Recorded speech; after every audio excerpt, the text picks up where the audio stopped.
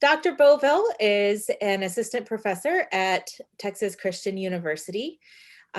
Prior to that, she got her PhD in astronomy from the University of Maryland.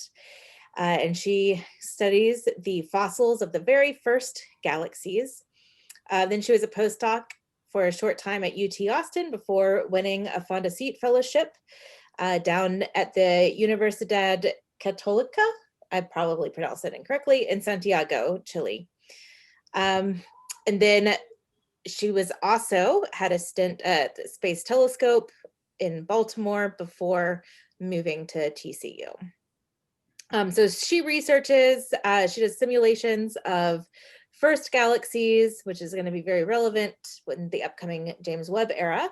And also, I would like to advertise that Dr. Bovill is going to be giving us a second talk on Friday at 1 p.m., which is the usual Astro seminar. Dr. Bovill is very knowledgeable and an activist for neurodiversity issues, and she was a featured speaker at the Inclusive Astronomy Conference last year. And so she is going to be talking to us about best practices for accommodating neurodiversity in astronomy and physics. All right, thank you, Dr. Bovill. Okay, we're gonna find out if this works. All right.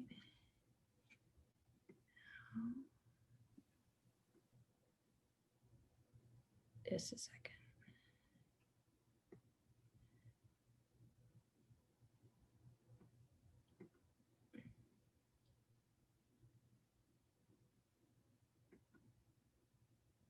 All right, everybody's good? Looks great. Okay, so I'm going to be talking to you today about the ending of the cosmic dark ages. And the cosmic dark ages run from about 300,000 years after the Big Bang to 200 million to about 500 million, we don't actually know, years after the Big Bang. And they're ended when the first stars turn on. So, but we have three critical questions about the first stars that we don't actually know. When did the first stars form? This depends both on local feedback, but also on the overall cosmology. For instance, this is a test of lambda CDM. How massive were the first stars? We know they were likely more massive than later generations of enriched star formation, but we don't know how massive. And we also know that at some point the universe transitions from this unenriched POP3 star formation to enriched POP2 star formation. But we don't know when or how this transition occurs, or even to some extent what the primary physical drivers behind it are. So for the astronomers, this is going to be a very familiar image. This is a zoom in of a section of the Hubble Ultra Deep Field. Just as a reminder that to the physicists that every single point in this image is a galaxy. None of these are stars. So this is the modern universe here, moving backward 13.7 billion years after the Big Bang. The Hubble Deep Field got us to within 1 billion years of the Big Bang, and the Hubble Ultra Deep Field gets us to within about 500 million years of the Big Bang. It moves into something that we call the epoch of reionization. It is called also the epoch of first light, the era of the first galaxies, and cosmic dawn.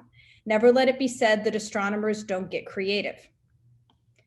So you have the Big Bang here during the radiation era, at the point at which the universe is cooled enough that electrons are able to couple onto the protons and form atoms, you have the release of the cosmic microwave background. This time between the CMB and the turning on of the first stars is called the Dark Ages. You can see on this diagram that it's a very smooth curve throughout the entire universe. In reality, we don't know how smooth that curve is. it could actually be pretty jagged, with certain regions having delayed star formation for tens or hundreds of millions of years. And the upcoming James Webb Space Telescope, which will launch on Halloween 2021, is going to actually allow us to start to probe into this epoch of reionization and first light.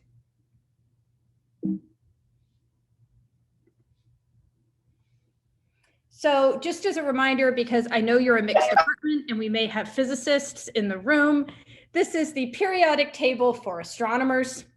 75% of the universe is hydrogen, 25% of the universe by mass is helium, and we basically refer to absolutely everything else as a metal. So I always say to the any undergrads and grads that are watching this, if you absolutely hated chemistry, you should become an astronomer.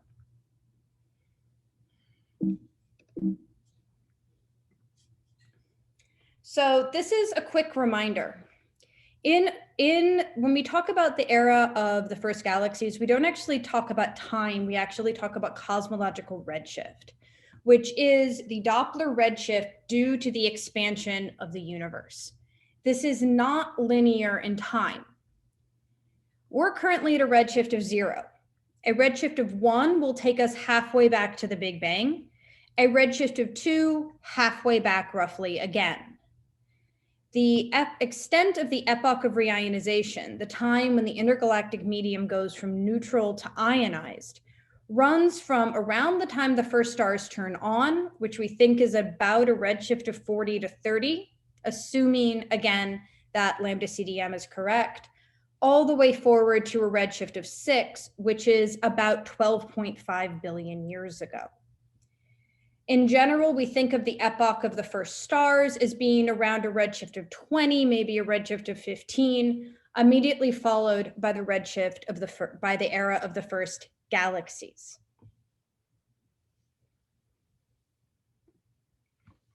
So the James Webb Space Telescope, just as, I mean, everyone, I'm assuming every astronomer on this call has seen this about 14 times, is going to be, this is by light gathering area, and is going to cover from the near infrared to the mid infrared. And the concept, the looking for the first stars and galaxies is one of the 4 primary science drivers of the James Webb Space Telescope. And the additional image that you see here is actually James Webb behind me. In case anybody is a little concerned, there is a very thick piece of glass between me and my dust and the James Webb.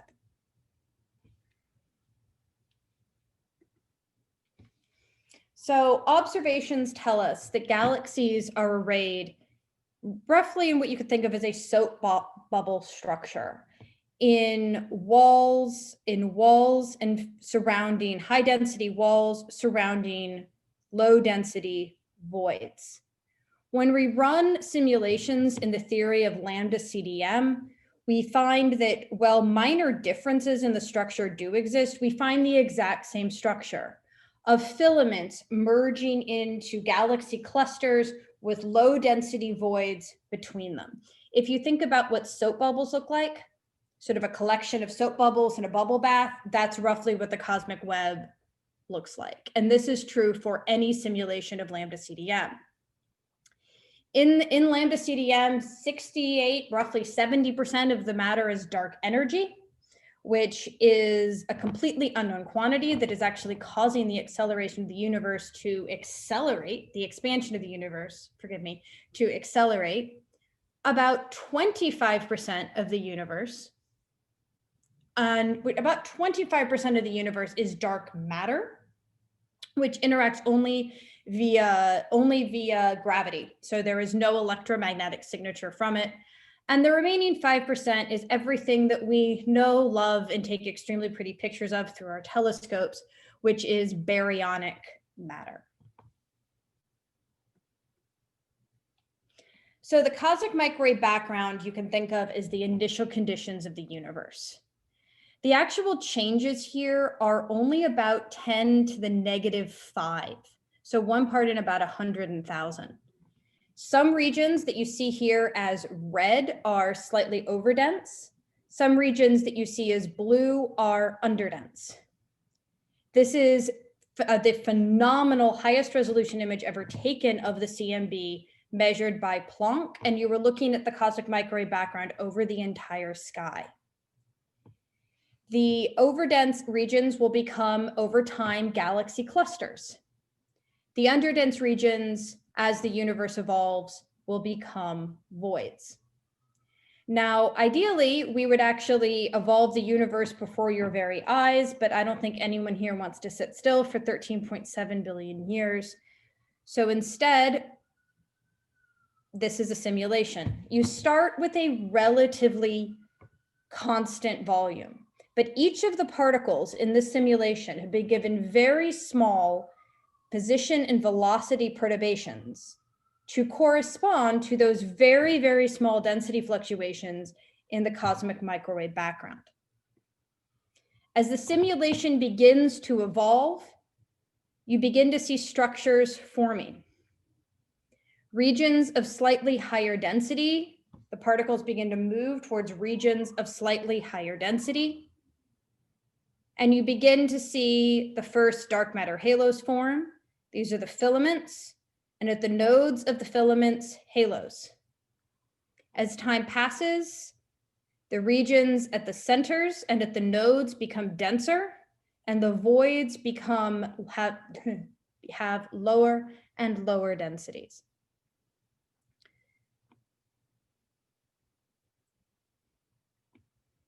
Galaxies along the filaments and at the nodes will begin to merge together.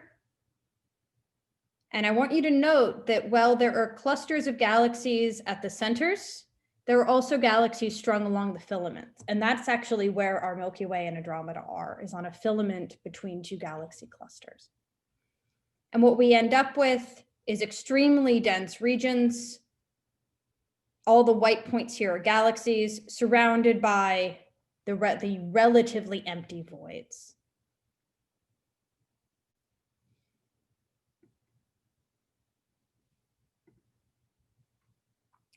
So somewhere in this, dark matter is lovely, but we can't see dark matter. We can't detect it. So we need to figure out what turned on.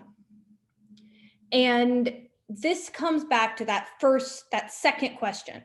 How massive were the first stars? How massive are stars in general? During the Big Bang, we only have hydrogen and helium. And so the one thing we do know is that POP3 stars, by definition, had to form out of metal-free gas, which means they needed to cool via molecular hydrogen.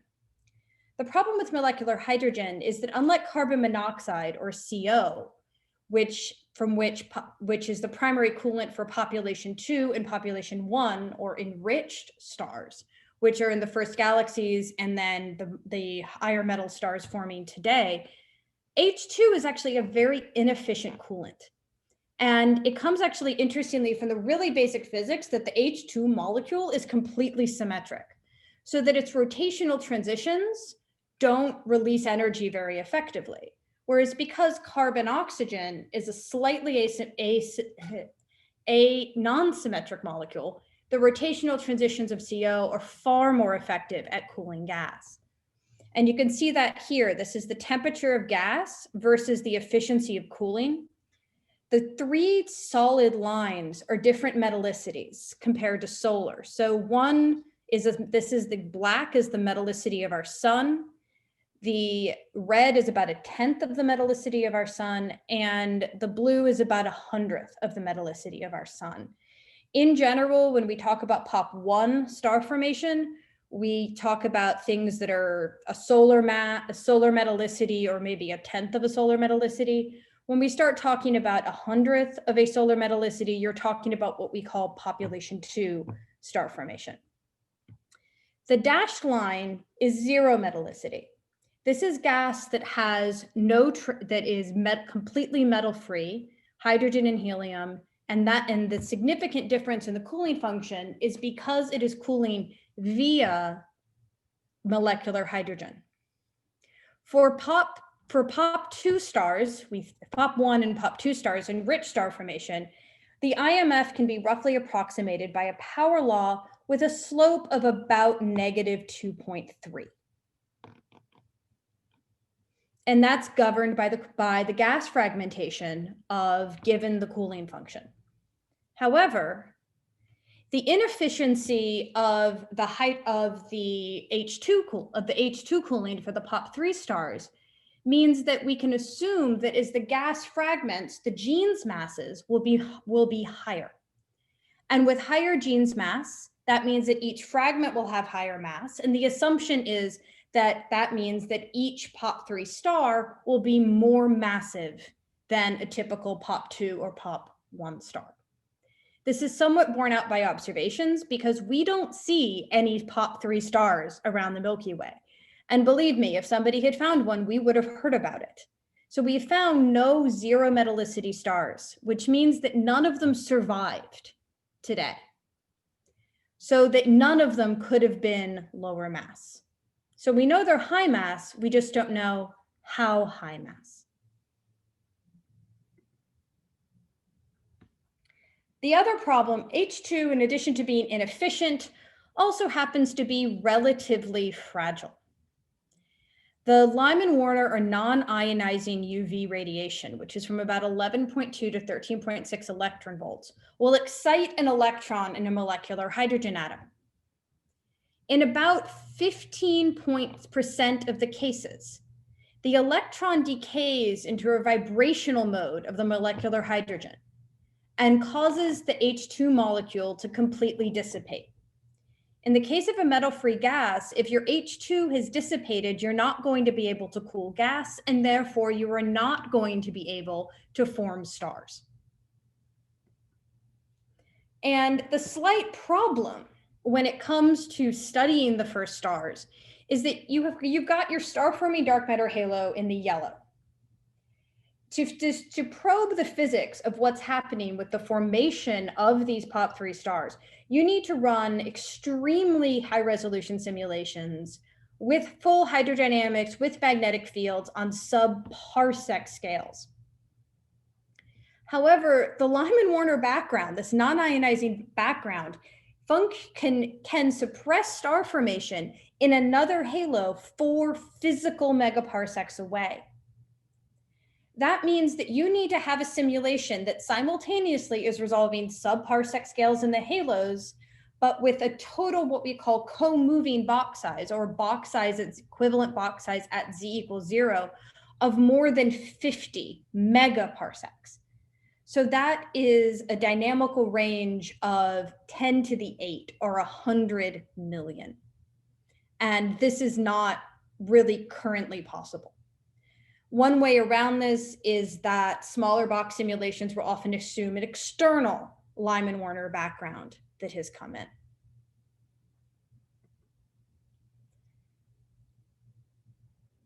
So above, down on this bottom, can you see, can people see my cursor? Yes. All right, so down on this very light gray shaded area, you have no primordial gas cooling. This is either due to the fact that the Jeans mass of the gas isn't sufficient enough to actually form stars, or it's because there is not enough molecular hydrogen yet in order for cooling to occur. The important thing to note is that this limit at high redshift is about 10 to the 5 solar masses. So any simulation that is looking and studying these first stars needs to resolve these at least 10 to the 5 solar mass dark matter halos. If you don't, you're potentially not resolving the sites of the very first stars. So this blue halo just isn't quite massive enough yet, regardless of whether or not there's a Lyman-Warner background out there. The second is the primordial gas cooling via H1. This one allows you to cool via neutral hydrogen, but also in these more massive halos in the darker shaded gray region, you actually you're able to almost self-shield some of your molecular hydrogen. So even in the presence of a Lyman-Werner background, you're actually able to still cool and form stars. So all halos that are in this upper area are going to be able to cool their primordial gas and form some POP3 stars. It's halos in this region between them where things get interesting. If you're the black halo, if you don't have any POP3, if there is no Lyman-Werner, if you're the very first halo that is able to form stars, then you're golden. You're going to be able to form stars. You have enough, your gene's mass is high enough, you have enough molecular hydrogen, you're good to go. Except there's this dissociating background. And that dissociating background, the strength of it is given by J21. The Z here again is the cosmological redshift. So depending on the strength of that background, which does increase with time, any halo that is below the Lyman-Werner threshold is not going to be able to form stars. However, the purple halo is above the Lyman-Werner threshold at its redshift, that's at about 28. And the purple halo will be massive enough to have enough molecular hydrogen, and it will cool and form POP3 stars. The blue halo, even though it's below the Lyman-Werner mass limit, because it's above the limit for H1 cooling, will also be able to cool and form stars. The really nice thing about studying these first metal-free stars is that the cooling physics and the question of whether or not gas is able to cool and form stars and whether a dark matter halo is able to cool or form stars is actually relatively simple and relatively straightforward. So there are different intensities of the Lyman-Werner background. As the intensity of the Lyman-Werner background rises, the mass threshold that will be required to form stars in the presence of that background will rise as well. In the work that I'm presenting, we looked specifically at what happens if the Lyman-Werner background is constant to isolate this effect of the increasing mass threshold. However, in reality, that's not physical. You start during the cosmic dark ages, before the first stars turn on, this non-ionizing background is zero. And then as more and more stars turn on, the background will increase. So in reality, we have a time-dependent intensity for the Lyman-Werner. And for this, we used work that Michele Trenti and Massimo Stiavelli did in 2009. You're looking here at cosmological redshift. So remember that time is actually moving forward to the left, cosmological redshift increasing to the right. And you're looking here at dark matter halo mass. The two primary ones we're going to be looking at is this low Lyman-Werner case, which is in purple, and the highest of the Lyman-Werner cases, which is in red here.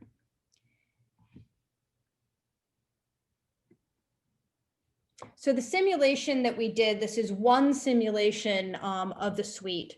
Our boxes are 2 megaparsec over H at Z equals 0. So at our redshifts of interest, they're physically about 200 kiloparsecs across. We start them at a redshift of 150, so well before we would expect any of the structures that we're interested in to have collapsed and formed, and run them forward until just after the end of the epoch of reionization at a redshift of 5. We can't run them any further forward because we have this relatively small box size and it will stop being representative past that point. Our particle mass is actually about 10 to the 3. And this allows us to reasonably robustly resolve halos below that 10 to the 5 solar mass limit. So we can be reasonably certain that in this simulation, we are resolving all halos that potentially could have formed POP3 stars. Those simulations were run with the public version of Gadget 2 and analyzed with the Amiga Halo Finder and consistent trees. This particular simulation that I'm going to be showing you today was run on the High Performance Computing Cluster Deep Thought 2 at the University of Maryland while I was at STSCI. On top of the merger tree produced by the M-body simulation, I've developed a semi-analytic model which focuses on the formation of the first stars and which treats, among other things, the strength of the Lyman-Warner background and the population 3 stellar initial mass function, so how massive the first stars really are, as truly free parameters. We put in various external Lyman-Warner backgrounds. That tells us which halos can form POP3 and POP2 stars based on their mass threshold. You have a population 3 initial mass function, and unfortunately, before those stars explode, they have a habit of shining. And because POP3 stars in particular have a very hard spectral energy distribution, so produce extensive amounts of UV radiation, they will actually add to the Lyman-Warner background. So you add into the Lyman-Warner background that then will raise that threshold for star formation in the next output. We then can deal with enrichment by current supernova, which tells us whether or not something is a POP3 or a POP2 star. We add in enrichment from earlier supernova, and then we cycle through the entire thing again. The POP3 mass function is relatively uncertain. The figure on your left is from Hager et al. 2002, which interestingly enough is one of the last times something like this was done. On the horizontal axis, you see the initial mass and solar masses of a POP3 star or metal-free star. On the y-axis, you see the final mass of the remnant, and the black line is the correlation between them. The fate of a POP3 star is determined completely by its initial mass. This is also true of enriched stars as well. Except because POP3 stars tend to be more massive, there are other options. To the far left, if you're less than about 140 solar masses, and keep in mind that less than 140 solar masses encompasses every star we know of in the local universe, you will die in a core collapse supernova, either leaving behind a white dwarf or a neutron star or a black hole. We are assuming that no POP3 star is going to be low enough mass to die via a planetary nebula and a white dwarf. If you're between 140 solar mass, and a core collapse supernova is about 10 to the 51 ergs. If you have between 140 solar masses and 260 solar masses, you die in a pair instability supernova where the entire star completely just blows itself apart. When this happens, it's 100 times more energetic than a core collapse supernova, and 70% of the original mass of the star will actually be returned to both the interstellar medium of its host galaxy and the intergalactic medium in metals. So these are both energetically and in terms of enrichment, sort of the superstars of the POP3 era. If you're above 260 solar masses, you've collapsed directly into a direct collapse black hole. Do not pass go, do not enrich the interstellar medium of your local galaxy. It's also unclear how many POP3 stars form out of one of these fragments. So you exceed the Jeans mass, the gas begins to collapse down. Out of that fragment, do you form a single massive POP3 star, or do you form a group of POP3 stars? And Souza et al. In 2014 tells us that some may form one, but you can actually form up to 6 POP3 stars in each of these fragments. So in this work, we use a range of initial mass functions. The gray line that you're seeing here is the assumption that is used for the POP2 star formation. Specifically here, we're using a saltpeter IMF, but you get roughly the same effect for a Krupa as well. And then the different lines are, this is a slope of -0.18, -1, negative 1.1, 1.5, negative 1, and negative 0.5. And so the flatter you get, the more top heavy you are. In the code, we then stochastically sample this IMF so that you're statistically more likely to have more of these extremely massive POP3 stars in a more top heavy IMF. The next step is the self-consistent Lyman-Warner background, where we use some simple prescriptions for the number of ionizing photons that we expect to be produced per unit mass from POP3 stars and also from POP2 stars. And that sort of feeds back in and again raises the overall intensity of the non-ionizing background in the simulation. And the last step is enrichment via supernova. And you have both internal enrichment. So there's the assumption that if you have had POP3 star formation in a given halo, that halo is enriched. However, what we actually find is that self-enrichment isn't sufficient to actually end the POP3 era and transition into the fully into the POP2 era. In other words, you would still potentially have POP3 stars forming as late as a redshift of 2 or a redshift of 3, and that is not something the observations bear out. So we also include a prescription for external enrichment. We assume that when the escape velocity of the mass enclosed by the ejecta is equal to the thermal velocity of the ejecta, that's the point at which the expansion shell is going to stop. The thermal speed of the ejecta is given by the total energy of the supernova, and the escape velocity is simply the mass enclosed. When you plug all of this in, you have the kinetic energy from the supernova here, the virial mass of the host halo, and we assume that we are expanding into a smooth intergalactic medium, so we don't account for any clumpiness in the IgM. And our ejecta is the radius of the ejected material. And any halo that is within an ejecta radius, within this ejecta radius, is assumed to now be enriched. And any star formation in that halo will now be enriched population 2 star formation rather than POP3 star formation, even if that particular halo had never actually formed POP3 stars. And note that our ejecta is larger and expands further into the intergalactic medium for higher redshift POP3 star formation and also for pair instability supernova. So what is James Webb actually going to be able to do for us to answer these questions? Simply detecting the first stars, detecting a pair instability supernova at extremely high redshift, while that is interesting, isn't going to tell us really anything about these physical questions. So remember, we want to find out when the first stars formed, how big were they, and how and when did the POP3 era end. So option 1, directly detect POP3 stars. Point a near-infrared telescope at any old patch on the sky, and for long enough, you detect POP3 stars, we're golden.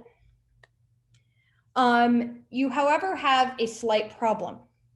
The red here is the high Lyman-Warner background from Trenti and Stiavelli. The blue curves are the low Lyman-Warner background. So you can see that in the case of a lower external ionizing background, you have POP3 star formation starting significantly earlier, at a redshift of 25 rather than a redshift of 15.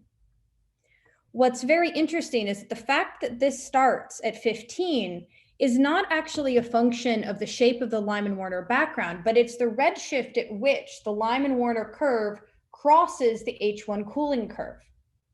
So in the presence of a strong enough Lyman-Warner background, POP3 star formation will be delayed until halos are massive enough to begin to cool via atomic hydrogen and self-shield their molecular hydrogen.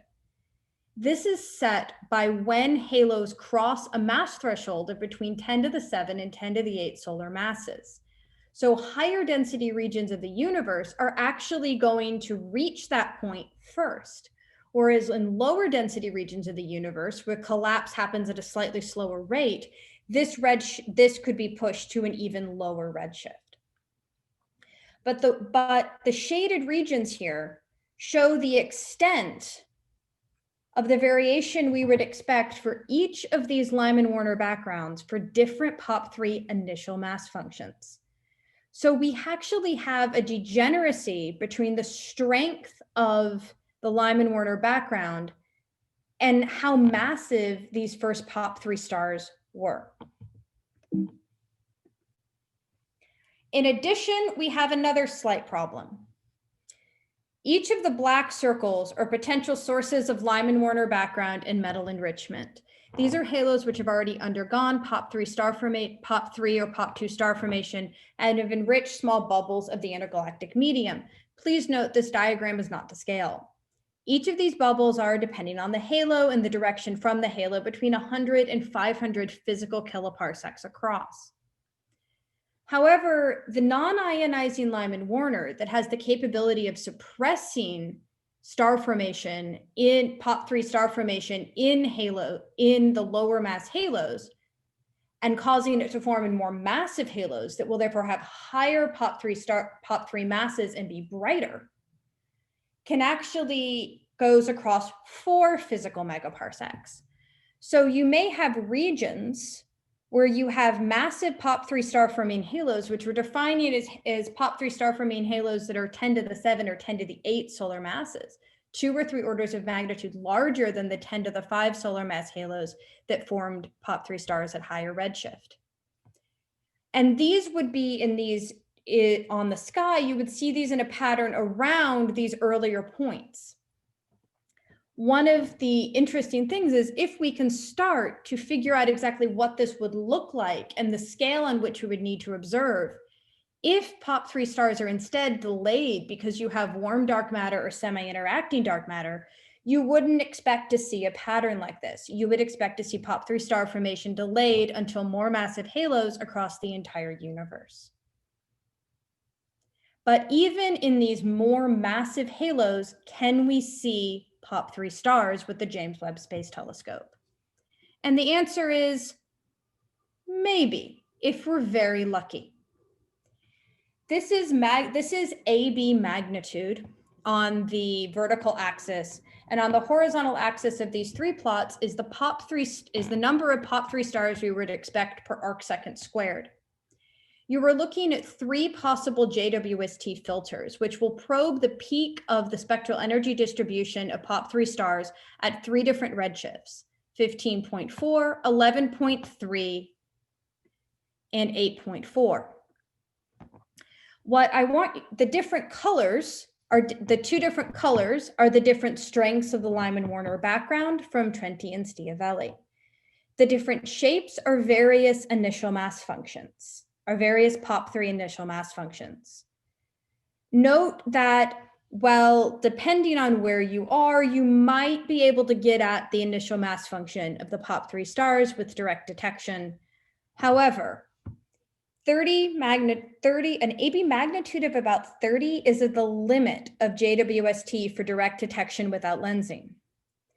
If we assume that we can use the lensing of the frontier fields, that is the lighter gray area here. So this is detectable via magnification due to gravitational lensing in the frontier fields, which are an extremely well-mapped series of clusters. I want, however, to point out to you that even in the detectability for lensing, you still need to have a magnification that is nearly a factor of 100 to detect even our best case scenario POP3 stars.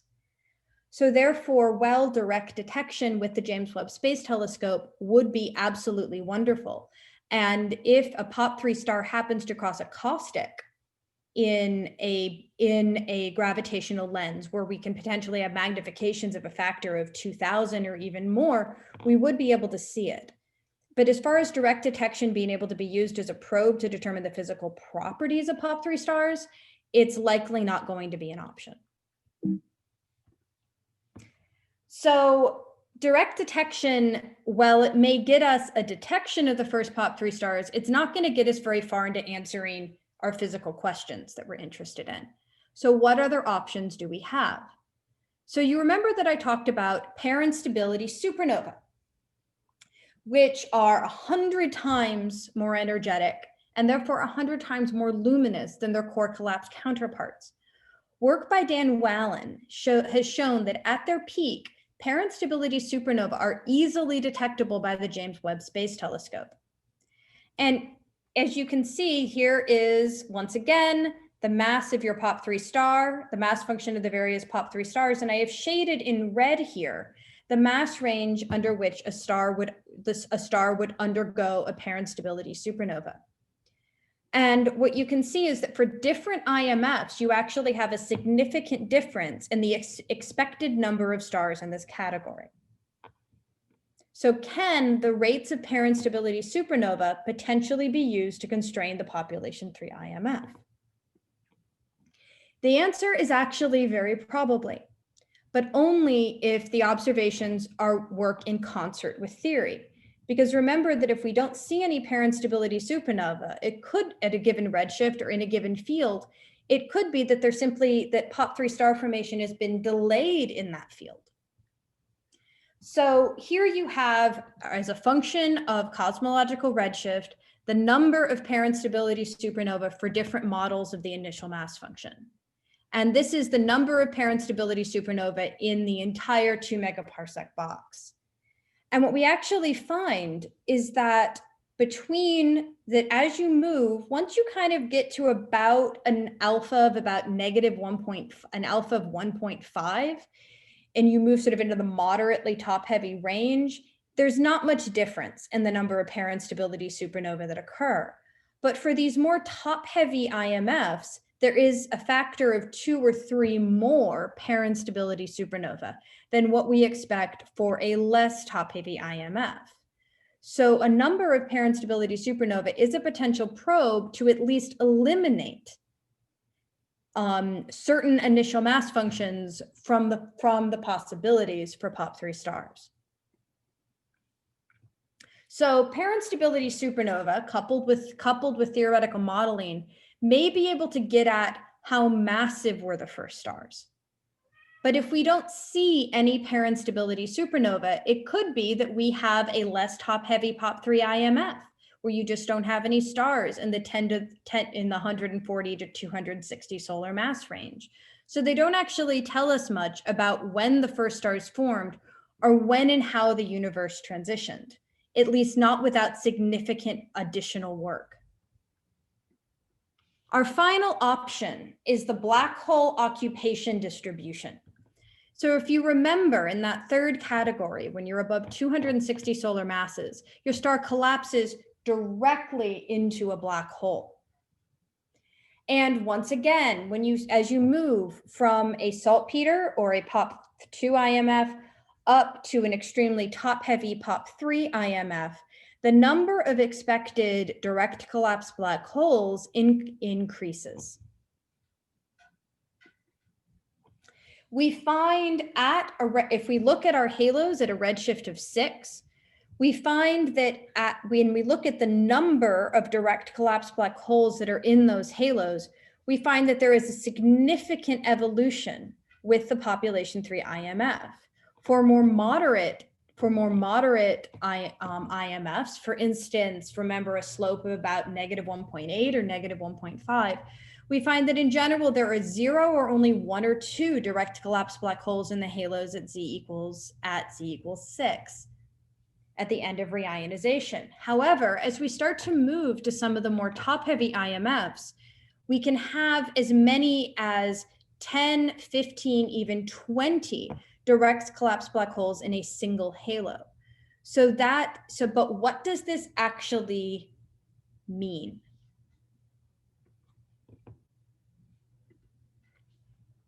So these are the 2 options that bracket what reality actually likely is.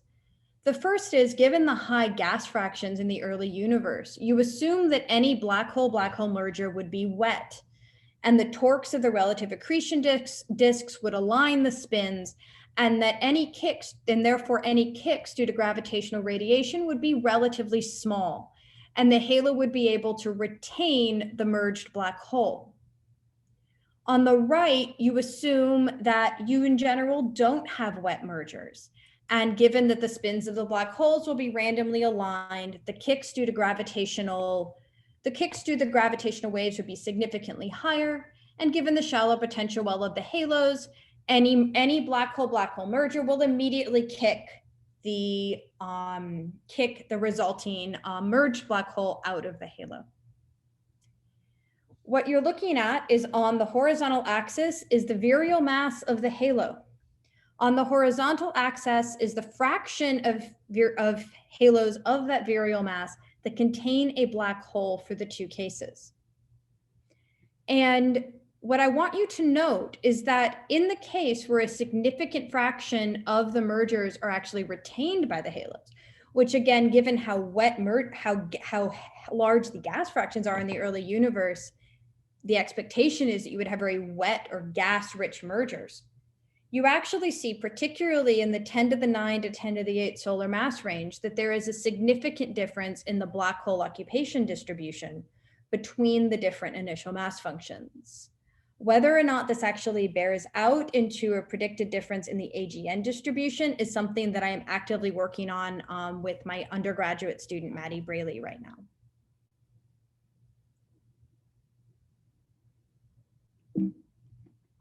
And so the take-home points: note that in the presence of a significant Lyman-Warner background, we confirm earlier work by Trenti and Stiavelli that POP3 galaxies can form as late as Z of 5, potentially even down to Z of 4 in isolated pockets of unenriched gas. What's interesting is that these particular POP3 galaxies would actually be in more massive halos. So not only are they at lower redshift and therefore easier to detect on that level, on that front, they are also more massive and therefore brighter.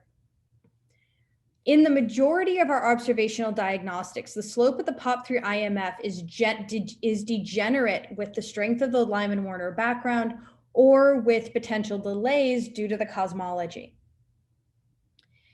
And while POP3 galaxies are detectable with James Webb, you would need 100 times magnification from gravitational lensing, which only occurs in very specific locations within the frontier fields. So it is possible, but it's going to require a little bit of luck and extraordinary expertise in building the lensing models for these clusters. Parent stability supernova rates observed by the James Webb Space Telescope can give us some insight into the POP3 stellar initial mass function, but in order to do this, they will need to be combined with theoretical work or other independent metrics, which can eliminate effects of, for instance, not seeing a parent stability supernova. Is it the cosmology or is it the initial mass function? And the black hole occupation fraction, and therefore potentially the AGN occupation fraction at the end of the epoch of reionization, may be a novel way to probe the population 3 IMF. Thank you. And I apologize profusely for the cat. Never have to apologize for a cat, don't worry. All right, well, thank you, Mia, for this talk. I'm going to go ahead and ask folks, if you have a question, to please go ahead and raise your hand on Zoom, if I think that's an option here. I can't see everybody on Zoom. Yeah, no, if I see folks, I'll call on them. Okay, perfect. I'm sorry, I'm still in teacher mode. I finished teaching a Physics 1 lecture on torque 20 minutes before I started this talk.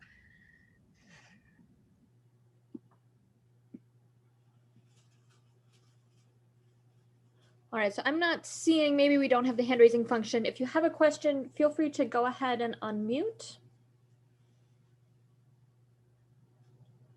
And I will start things off because I have several questions. So I really enjoyed this. A quick question just from early in the talks. You talked about, and then you came back to this idea of these direct collapse to black hole supernovae. both as potentially sort of interesting, obviously, for probing the IMF, but also early on as stars that don't necessarily enrich the ISM. And so I was wondering, with these sort of POP3 stars, what sort of enrichment do you expect for the very massive ones during their main sequence lifetime? So for stars these days, very massive stars are sort of borderline Eddington unstable. They tend to blow off a bunch of their atmosphere. They're very convective. There's a lot of mixing inside of them. So things that form inside make it to the atmospheres and then can be blown out. So I was just curious if you had any thoughts on what these models assume for how much a star, even if everything that remains at the end becomes a black hole, how much it might have ejected before then. I don't sort of have a good sense of that. My guess is that it would be a few percent perhaps of the metals if you sort of had this convection that could dredge it up from the core. But the outer envelopes of these stars would be completely metal free. The only metals in these stars would be in the core. So the only way that you would sort of have, I feel like it would be a relatively small effect. It might enrich the surrounding, it might enrich slightly the intergalactic interstellar medium of the surrounding galaxy, but it's not going to escape out into the intergalactic medium. However, since you have direct collapse black holes, as well as pair instability supernova, as well as the core collapse supernova, often in the same halo. So we really don't have any halos that only have direct collapse black holes. The primary mode of enrichment about the interstellar medium, and then of course anything that escapes into the intergalactic medium, is going to be from the supernova. But as far as quantifying sort of what percent would possibly come from that, I don't have sort of a good sense of it. No, that's really helpful. Thank you. All right, more questions from the audience. I'm going to ask a very basic question. So do these very massive stars form before the galaxies or after galaxies have started to form? It really depends on what you classify as a galaxy. This is where I get on my soapbox for a minute.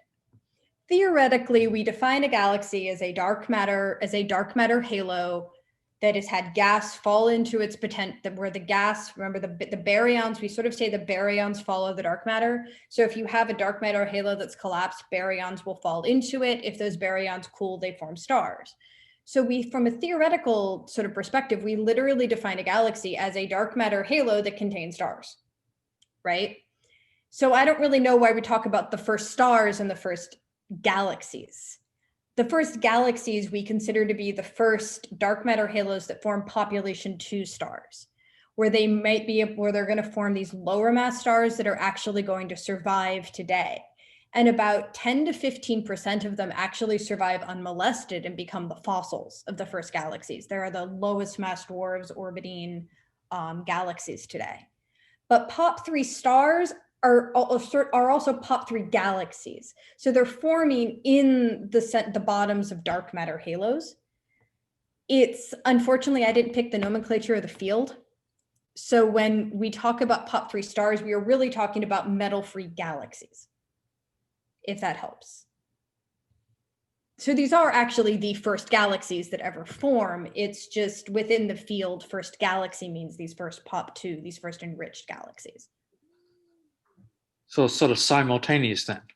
The unenriched star formation is going to happen first because it has to. But for a while, likely several 100 million years, you have unenriched and enriched star formation happening side by side. There is some high resolution hydrodynamic simulations. I believe it's by the Weiss and Norman group that have actually shown that within a single halo, you could have a pocket of unenriched gas and a pocket of enriched gas. So potentially in the same dark matter halo, you might have some POP3 star formation and POP2 star formation going on at the same time. So they happen side by side for a couple 100 million years. Thank you. Great. I think I saw maybe another hand up. Ian, did you have a question? No, it was answered. Thank you. Oh, okay, perfect.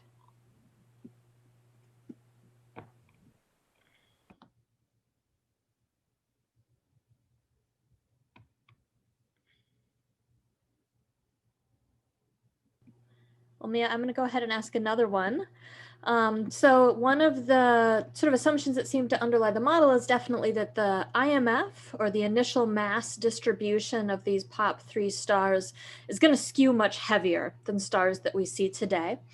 But it doesn't seem like it's necessarily an agreed upon statement in the field that there's a universal IMF these days for our sort of POP2 and POP1 stars, that all of these are saltpeter.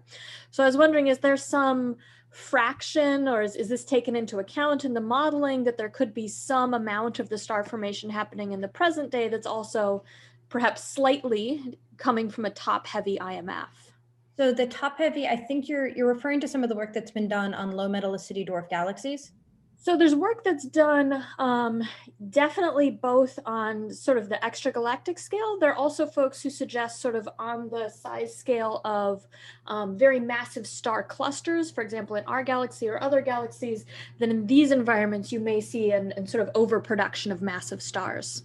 So if you have an extremely massive galaxy, I would almost expect that you're going to do a better job of populating the upper end of the IMF. I didn't know about the overproduction of massive stars in the particularly massive clusters. I'd heard of things that in 30 Doradus, there seemed to be a lot of particularly massive stars. There are some hints from observations of the ultra faint dwarves that Marla Giha did a couple of years ago that suggest that potentially there might be an evolution of the slope of the initial mass function with metallicity. And that in these lower metallicity systems, the slope of the IMF might be closer to 1.8.